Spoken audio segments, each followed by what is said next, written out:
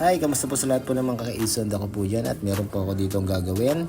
Yung pinakaharang po dun sa pinakailalim po ng ating gulong at para hindi po tumalsik yung tubig, yung dumi, yung putik dun sa ating airbox or carburetor.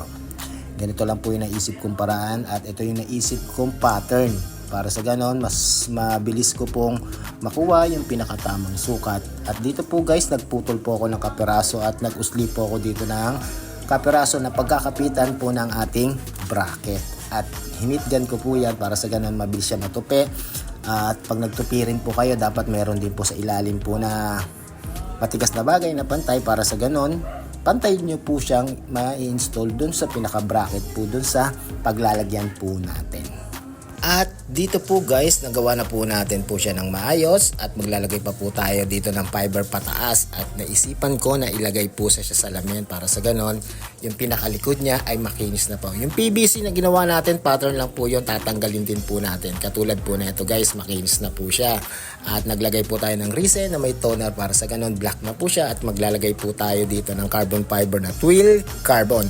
At ito guys, bago ko po siya lalagyan po ng carbon fiber, sinigurado ko po yung pinakatamang-tamang sukat po niya. Para sa ganun, pag naglagay na po tayo ng carbon fiber, hindi na po tayo mamumblema. Dire-diretso na po yung gawa. Katulad po neto, tinabas ko na po ng maayos. Sukat na po yan at hindi na tayo mamumblema pag na-finish na po natin po siya. At let's go na po tayo sa paglalagay po ng carbon fiber. At ito na po guys, nilagyan na po natin ng carbon fiber at twill carbon na rin po ang nilagay ko katulad po dun sa aking bulsa. Para sa ganon, isang set na po siya. Pag nakita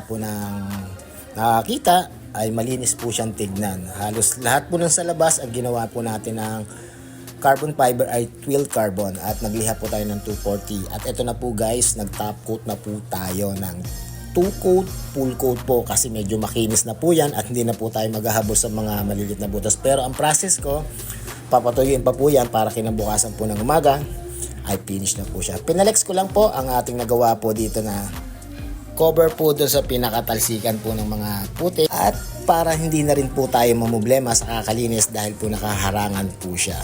Yun lang po mga ka-isond ako. Muli maraming po salamat. Kita-kits po tayo next project. Bye bye.